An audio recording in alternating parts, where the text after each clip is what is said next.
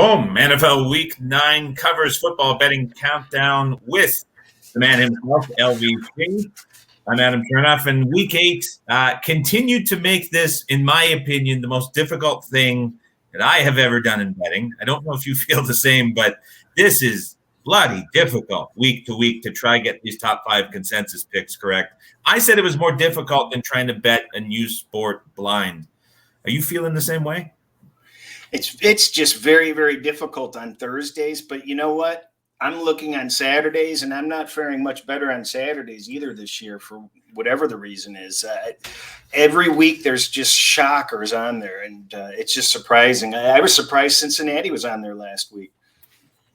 Very surprised. And I think a lot of people were surprised to see the result of that game, especially when it comes to Survivor.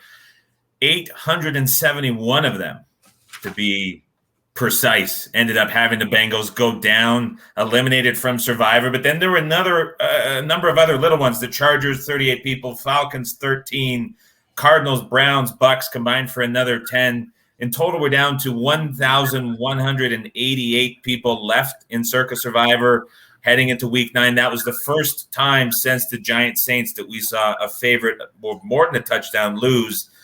Most shocking result of the season, fair to say? Well, considering I bet Cincinnati, yes, I wasn't expecting that. More surprising to you, how many people were on them in the million contest, or how many people lost with them in Survivor? Oh, I think, well, that wasn't a bad pick for Survivor.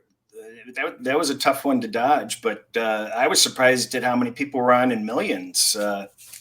I may have used them. I can't remember anymore, but that's a tough pill to swallow when you're laying double digits like that. You mentioned it last week. The Bengals were the first double-digit favorite all season to be picked in the million contest through 8 weeks. Up to that point, no double digits make it. So we were both equally, I think, shocked by that. But now this week, as we sort of I'm willing to close the door on Week 8 very, very quickly. We'll put that in the rearview mirror. But I was scared out of my mind. I was losing everything. I had a high volume day, and I was losing everything at one point. And I'm like, oh no. Let's put it in the rearview mirror for Week 8. We're going forward to Week 9, and I think it makes sense to stick with those double-digit favorites.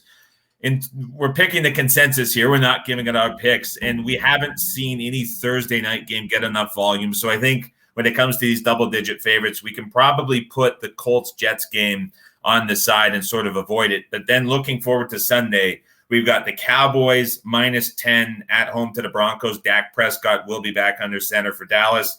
We got Buffalo at -15 against the Jacksonville Jags, who you're lower on than almost any other team in the NFL. There's another team from Florida I think you're a little bit lower on. Either of those double-digit favorites on Sunday potentially catching your eye as one that can make the top 5 consensus? You know, I'm hearing other people thinking the way I've been thinking. I've excluded these double digits in the NFL for years, and I went back and started researching, and I'm putting them back into the rotation because the difference between the haves and the have-nots is starting to border on something like we see in the NCAA. And we just can't arbitrarily dismiss these double-digit favorites anymore because some teams are worse than ever and some teams are appearing better than ever. And the recent studies showed that these double digits of 14 or more were covering at a 70% rate the last time I looked. So that's what piqued my interest and made me go back and say, yeah, I think I do need to put these in the rotation again.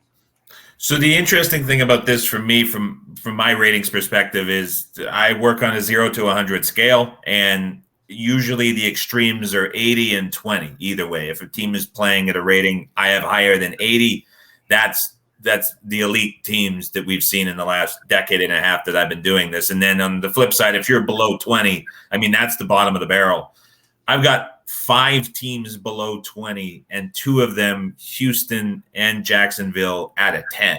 And that's as low as I've had teams in years. Just one of them gets that low. Like I'm thinking back to the really bad Lions teams, some of the really bad Dolphins teams right when I was getting started 10, 15 years ago. And like I'm putting these guys on that level, and we're seeing multiple of them. And I think it's only going to get worse. I mean, we were texting and saying, we're going into week 9. We're at the midway point of the season, and it feels like things haven't really settled in yet. Like their divide keeps expanding week after week after week. It's getting a little bit unusual for me anyway. Well, yeah, and I think you're seeing a lot of talented people that do traditionally win, not doing well so far this season. I'm not doing that well this season. It's disappointing. And I'm seeing people that traditionally don't do well doing well also. The books lost 3 weeks in a row. Many of them did. So it is an unusual season, and we're kind of waiting for it to settle in, like you said. And it doesn't feel settled in. It feels there still seems to be too few games every week that you can really just sit there and say, okay, my numbers are spot on here. I'm looking forward to this game. I know what's going on here. So back to the top 5 consensus here. I'm willing to take Dallas, Denver out of the equation on this one, I think, but I do believe we have to consider Buffalo laying the very big number against Jacksonville, just because I don't think many people are going to disagree saying that Buffalo is a top 2 to 3 team in the league. I think a lot of people have them, as the market is showing them, as a Super Bowl favorite, leading the way. And when it comes to Jacksonville, I don't know anyone making a case for them being anything other but a bottom 3 team. So I think we're looking at really as wide of a gap as we can have. And you consider what we saw Arizona against Houston, that got out to north of 20. The Rams in a similar situation against Houston, that ultimately closed 17. And we're seeing Buffalo at 15. Like these big numbers take money seemingly every week this season. Is Buffalo a fringe top 5 here? Yeah, actually, I thought you were going to try to exclude it, and I was going to say, I don't know about that one. I think people might, let's keep that in the rotation for now. Same page there with you for sure. So we'll put it on the fringe top 5 in terms of just like sure things that we've talked about. And there haven't been many of them. I don't think we've looked at the card this week or this season and been like, that game right there is absolutely going to be in the top 5. But I think we may have one this week with the LA Chargers at less than a field goal, matching up against the Philadelphia Eagles, a team who last week against the Detroit Lions, who made the top 5, we went back and forth between the differences between those two teams. But the Chargers now at 1.5, a team so many people love, a team that a lot of folks have rated a lot higher than probably numbers suggest they should, laying 1.5. Contest players love these small numbers against the Philadelphia Eagles team, which, I mean, they weren't getting support last week against the Lions in the contest. Market told a different story, but surely the Chargers at -1.5 are going to be a pick that gets more than 1,000 people on their side. You had me at hello. That's all the case that needs to be made. And a comment that came in last week, what does it mean when we're talking about 1,000 people? And so within the Circa Million contest, to get into the top 5, which we're picking, usually the benchmark there is 1,000 or more people, which represents just higher than a quarter of the contest, are going to have to pick the team. So when we go back and forth here and we're talking about 1,000 people, we're just trying to think in our heads, are we going to see 1,000 people picking this side? And case be made, Chargers -1.5, the first one in the top 5. Yep. I buy that one. All right. So now it gets a little bit more clouded, but I think there's a couple other ones. So I'll just sort of throw out a few here, see which way you're leaning, see which way you ultimately think. Another small favorite, the Cincinnati Bengals -2.5 against the Cleveland Browns. Yeah, I think that's going to be very attractive. I think people are seeing Cleveland fall apart a little bit. There's just all week long, it's just disruption after disruption, and the Mayfield doesn't seem to be right. They just seem to be imploding slightly. And I think Cincinnati coming off that bad game, I think people will think they will rebound. So yeah, I think that's a likely candidate for the top 5. I'll vote that in. Mayfield dealing with the shoulder injury. Odell Beckham apparently just excused from the team this week. They're not letting him practice. It seems like that's all but done. and then you have multiple injuries elsewhere on the field. Looking at a very small number here, less than the 3. I'm with you. We'll put Cincinnati on the side, a team that has got a ton of support in the contest week after week after week. The Las Vegas Raiders, they're on the road this week at the New York Giants, laying the field goal. There's the unfortunate situation going on with Ruggs and everything that happened there, causing a bit of potential internal distraction for the Raiders, rightfully so. When we're looking at Las Vegas laying 3 on the road at the Giants, a team that everyone saw put up a decent fight against Kansas City on Monday Night Football, but ultimately come up short. Is this a number that is going to get more than 1,000 people back in the Raiders? It could. Let's put that as in the Buffalo category. Putting that one on the fringe. Okay. One more of these sort of smaller favorites that I'll throw at you here. And this one has a little bit of uncertainty, but I think it can go back and forth. We're waiting on a very important announcement regarding Kyler Murray and his ultimate status, but we're seeing the Cardinals in the contest -1 at San Francisco. This is obviously very difficult because we're doing this Thursday morning. The lines came out 5 minutes ago, and we're trying to sort of estimate what's going to happen with uncertainties Friday and Saturday. But how do you think about this game from a contest perspective right now? Because if he's in, this number is going to go back up within the market, and that's obviously going to be appealing to people looking at this, getting extra value likely around the field goal. If he's out, this may swing back through the 0. 49ers likely go off as favorites. How are you looking at this from a contest perspective? Yeah, I was shocked to see the popularity when I looked at the betting percentages, because I haven't heard anybody advocated Arizona all week long anywhere. This is the most one-sided game I'm hearing through all the media outlets that I listen to. And, for good reason. We don't know Murray. Hopkins isn't practicing. A.J. Green is on COVID. We've got Kittle supposedly on track to come back. You've got the revenge spot from the first game when the door was shut down on them at the goal line and they lost. Every single thing you could just, it's a toilet roll of reasons to take San Francisco, and yet there keeps coming Arizona money. I guess it's from the public keeping it up. I don't know, but it seems like all the sharps are in love with San Francisco.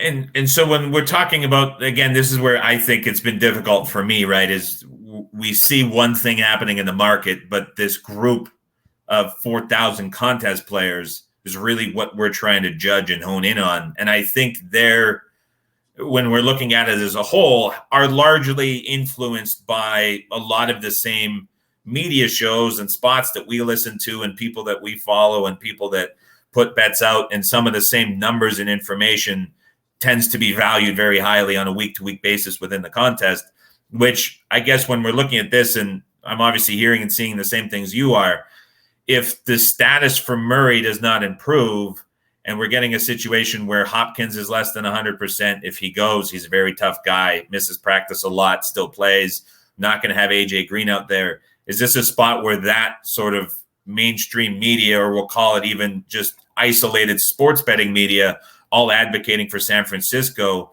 even with this number less than it was when a lot of those people were betting it? Is this a spot where, like Minnesota last week, who became one of the most popular picks, do we see the same with San Francisco?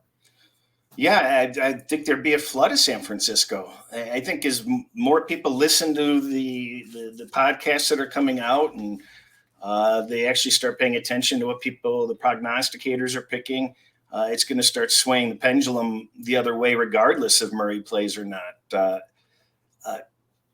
I don't know whether we even touch the game, quite frankly. It seems like it could end up being one of those 50-50 games. But I think San Francisco is going to end up on there some way, somehow, but it's a tough call.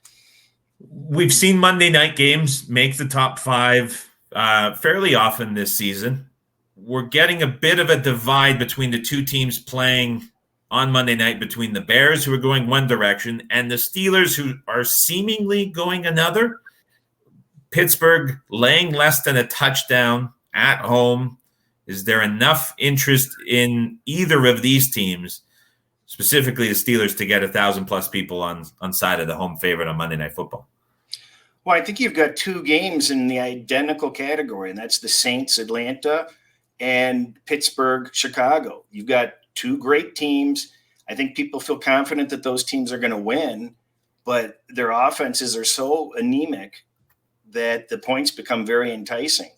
And I don't think a lot of people want to trust either Pittsburgh or the Saints to cover those numbers. So that's the issue that I see.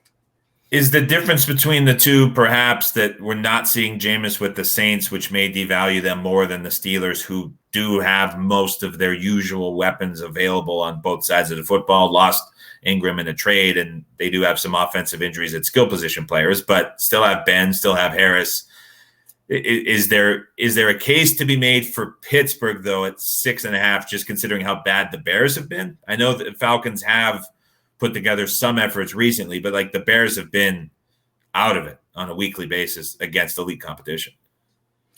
They have been out of it. And I would probably, for me, I would probably just leave it alone.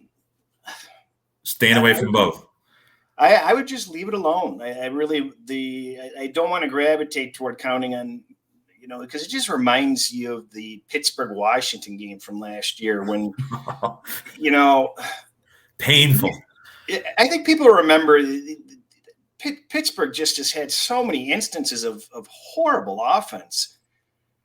It doesn't matter. You think Fields can, break away and do something here and there and keep the game tighter. And if Max, back playing and Chicago's a little bit healthier, that keeps them in the game a little bit. Another issue for a team at quarterback is absolutely the Carolina Panthers. Matt Rule came up just before we went on the air and said, we really don't know what the status of Sam Darnold is. And maybe that's a good thing, but I don't know if we can really expect much from PJ Walker, who I'm not sure why he's in the league. He was in the XFL for a reason. He's done some decent things in preseason, but we've seen glimpses of it so far this year in spots where Darnold was on the sideline getting some help. And it has just been, is gruesome the right word to put for it when it comes to offensive football for the Panthers? You get the Pats at 3.5 on the road. As you mentioned last week here in the show, we haven't seen players in the contest that scared or concerned about laying the 3.5 just because of how the league is kind of shaping up. We were talking about how the Pats really getting upgraded by a few people specifically that we know, but perhaps that's sort of permeating throughout the rest of the market and how we're looking at players within the contest. The Pats at 3.5 with Belichick against a young quarterback or a quarterback he's dominated in his time with the Jets. Did the Pats at 3.5 get some interest? Yeah, I probably lean toward putting him in. It looks likely that McCaffrey's going to be in, but he's had a lot of false positives, so to speak. He's really having a tough time getting into the lineup. There's been a handful of times where, okay, is he going to be in? Is he going to be in? And we keep on getting teased. And if Darnold's in, it doesn't even matter who's quarterbacking the team. They may be better off with the backup, frankly. So one way or another, Carolina's still a dog with fleas, and New England's firing on cylinders right now. Dog with fleas is probably generous to describe either Sam Darnold or the Panthers offense at the time. When the coach comes out, Matt Rule was last week, early in the week. He came out and he's like, we're just going to have to get used to people looking at us as a defensive football team. If your head coach is saying that for a team that historically has not been great defensively, you have to go back to really 2015 to find any glimpse of that.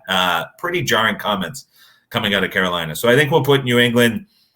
I'm with you there that they're closer to in than on the fringe. And really, for the first time all season, we're working through a card pretty quickly here. Any of the remaining games, KC, Green Bay, Minnesota, Baltimore, Tennessee, and the Rams, with the absence of Henry, either of those stand out to you as something that might draw 1,000+ picks? Did we get a 6 on Baltimore? I think Baltimore is definitely a fringe, and I think Green Bay might get some interest. Really? Green Bay at 7.5? They might. Sell me on it. What's the intrigue there? Well, I'm not under the impression that Love is really as bad as everybody's saying he is. Is he really that bad? Do we know? I don't really know. The only times I've seen him play, he played at least passable. I haven't seen the guy, acting like a buffoon with the ball. He's got this is a team that just went into Arizona and did fine. They're healthier this week, other than the Rodgers situation, and hopefully they don't need another quarterback. And they signed Bortles today, but everybody is seeing how poorly Kansas City is playing. They're on a short week, and they probably didn't deserve to win the game. The Giants just gifted it with one penalty after another. There's something wrong with Mahomes. There's a lot of things wrong with Kansas City, and 7.5 is a lot of points. So let me ask you two things here. The first thing is, how bad do you think collectively the football betting world believes Kansas City is? Is it really that dire in general for how people are looking at this team? I think after the Giants' performance, I think that people are generally they're not an awful team. They've got the potential, but there's just too many problems. Is the belief that they can fix it fading? Because I feel like that was very real at the start of the year, where we're like, just wait, like through the Baltimore game, through the Chargers game. It's like they'll figure it out. Has that gone away now that we're going into week 9 and they still haven't? Did you see that interview with Andy Reid after the game Monday? I hadn't seen him recently, but he seems to have aged 5 years in a year.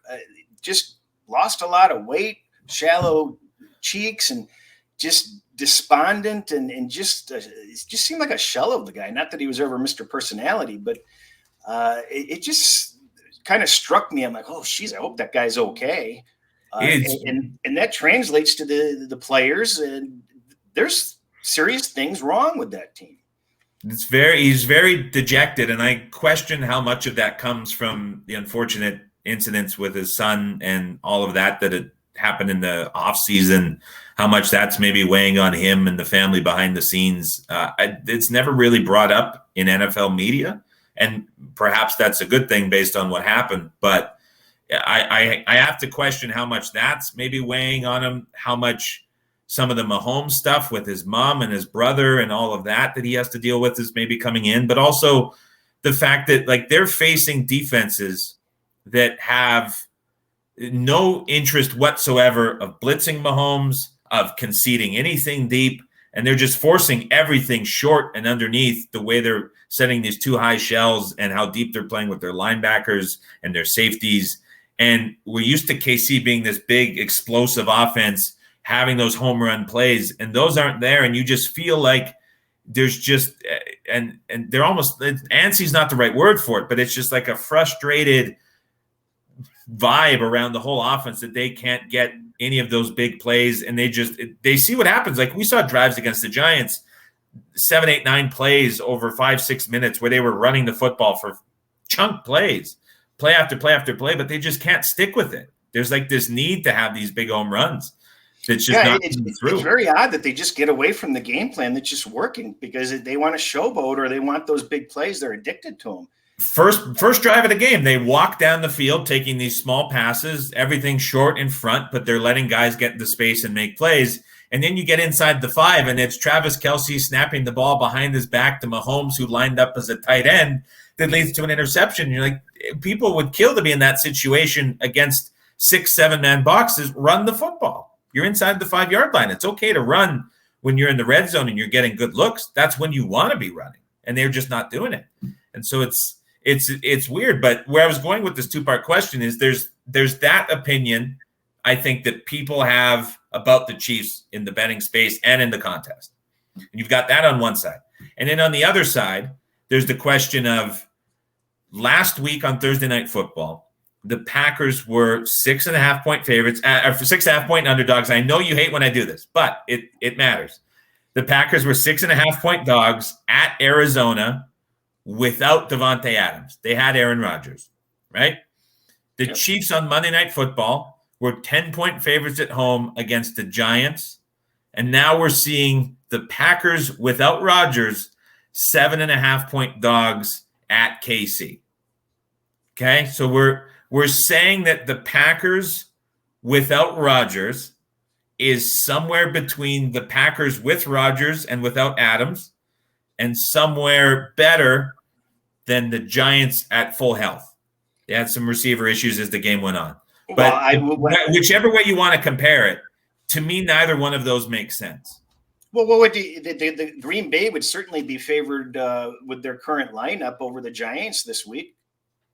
You think the Packers without Rodgers, with Love under center, with this team we're expecting them to come with, would be favored over the Giants, essentially on a neutral, with the Giants at full health. With what the Giants brought to the table last week, sure. Don't you? I can't get to that. I don't think that's in play. I think Rodgers matters to this offense far more than we think. You have Adams in the lineup, though. You didn't have Adams so you've got a little bit of a teeter-totter there with player changing. Right, but it's almost becoming trendy in a way to say no skill position player, no quarterback, no anything is worth anything close to what it's being made out to be. I feel like that's becoming a trend to think about, and we saw it with Henry. We saw it with Von Miller, who I get the Miller that you get it. I get that one. But the Henry thing, I think, matters. We saw how much the Adams issue mattered within the market. And now we're trying to there's almost like a trendy argument that Rodgers isn't worth much. Are you buying that? No, I think he's very valuable. I just don't think the Giants and Green Bay are that. I mean, I think Green Bay would be a 3-point favorite minimum. Without Rodgers against the Giants. With Adams playing, they're basically healthy, other than reasonably healthy otherwise. So, yeah, I think they'd be a 3-point favorite. Okay. Is it fair to say we're putting this one on the fringe at best and moving on to the other games? Just wanted to talk about it. It's a great discussion. I think part of the value of the show is the discussion we have, especially when we disagree. We had comments, people saying, I wish you guys disagree more because it's interesting. But I think that's when it comes to evaluating the market and what we think about that game, what we just talked about, that's a very real conversation that should be had by every bettor. I agree. That really leaves us with that Baltimore-Minnesota game that you mentioned. Ravens at 6. We didn't really get into it. Everybody on Sunday Night Football from the Vikings, I believe they were the most picked at 1,400 people. It might have been first or second. Can't remember off the top of my head, but the Vikings were solely top 5. I think it's fair to say that anyone in the contest that picked them probably had their eyes on that game, watching it, as painful as it ultimately played out. But what from that game gives anyone within this contest or any bettors any confidence in Mike Zimmer and that Vikings team? There's no way people are going back to Minnesota in this game. The question is, was what we saw on Sunday Night Football enough to switch it that much that now we're going to see people flocking to lay 6 with the Ravens? I think potentially so. Minnesota is supposed to have that big home field advantage and did nothing. And they don't play as well on the road. And Baltimore basically was a big letdown last time out. They're coming out to bye, right? Yeah. Yes. Hey, they're supposed to regenerate it, and their defense is nice and solid usually. I think Baltimore can get the support here. They just one of those. It just seems like Baltimore is just going to want to take out its frustrations this week, doesn't it? Yeah, that loss to Cincinnati was brutal, but we've seen a lot within the contest week to week where you get that big primetime performance or lack thereof, and that really influences the next week. And I think of all the games that stood out from week 8, that Vikings lack of performance at home against a backup quarterback without Dak and that market movement and how much that went, and they didn't cover any of the numbers anywhere. No. I think that carries over, and I'm with you that Baltimore at 6, I think, is worth talking about. So we've narrowed down the card here. Are we okay putting Baltimore in the top 5 with the Chargers? Because right now LA is the only team we have in the top 5 we've agreed on. Yeah, we have Baltimore, Cincinnati, Baltimore, Cincinnati, New England were the ones that we were kind of fringe confident on. And Chargers. And the Chargers. So if we're going with the ones we were like fringe confident on, we were very confident on the Chargers. That was locked in. We were confident on the Ravens. And then we were both leaning heavily Cincinnati and New England. You're good with both of those? Yeah, we're good with those 4. So there's the 4. And that leaves us with the 3 that we're sitting on the fringe. And so if we're thinking about popularity of the game overall and which team might draw, again, more than 1,000 picks, the 3 we were sitting on were Buffalo, Las Vegas, and San Francisco. And we need to have one of those to round out the 5. I think a lot of people are going to worry about the Ruggs situation with the Raiders and just want to sit it out. But then you've got this huge COVID issue with the Giants. Things can really blow up over the next 2 days with the Giants. So that's just really tough to. You really just have to kind of ignore that game, I think, with those situations. That leaves us with Buffalo and San Francisco. You said San Francisco, and I'm with you, one of the most popular media mentions of the week when it comes to betting media. Buffalo, we were in agreement there too. I think everyone's looking at them as a top 2 or 3 team, and everyone's looking at the Jags as a bottom 2 to 3 team. It's a big number, but we saw last week people were willing to lay it.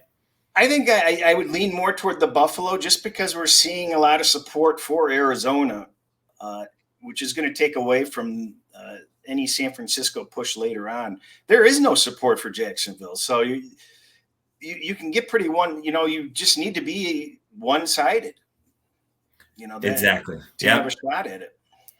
So Chargers, Ravens, Bengals, Patriots, Bills, and the caveat, let's call it, is if Murray is ruled out, then we believe that San Francisco would make the top 5 because that number is going to move, and it's a Minnesota situation. And if the COVID issue and the Giants gets worse, then the Raiders would obviously pop up there. So those are the 2 that we're sort of sitting on. We'll switch things up a little bit. Now we're on the million. We've wrapped it up. We've got to go with our highest selection. You are now in the lead as we go into week number 9. Last week was ugly, and you got away with it. That means I get to go first this week. Is that right? No, you went first last week. Okay, you set it up. So you get first pick. I think this week for the top pick is pretty easy. So you may take a 2-game lead here, but you go ahead and make. I already have a 2-game lead. It's 5-3. It is 5-3. You're right. Okay, I'm fudging the numbers here. So 5-3. You can. I think you're going to get it to a 3-game. No wonder you're 70% on your Twitter tracking. Yeah, everything's a mirage. Yeah, I got to go with those Chargers. Yeah. Go with those Chargers. That's 100% who I would have gone with. Sorry. I think the only chance of something getting wild is if things in Carolina, if Darnold's ruled out, that shakes things up a little bit. Out of the other 2, I don't think Baltimore's. I mean, we're probably looking at 1,400 to 1,500 people. I think the Chargers get it. If McCaffrey doesn't go, that line's going to bounce back up. That moved on McCaffrey news. Yeah, the only thing that I'm trying to out of Baltimore, Cincinnati, New England, and Buffalo, I'm like, where can things get really weird? Nothing's gonna the Ravens are just going to be popular. The Bengals they're just going to be popular. Buffalo, maybe it goes to 17, but I don't think that's moving the number like a huge. They're just going to be at most. New England's the one of the 4 where we might get a ruling on Darnold. We might get a ruling on McCaffrey. That number might go up a bit, and that'll kind of draw people. So I think I have to go New England for my pick. I don't know if they'll ultimately be second, but they'll be in the top 5. But I think that's the only way that I can maybe challenge you with the Chargers, who I think are the runaway number 1 this week. Okay. So I'm getting hungry.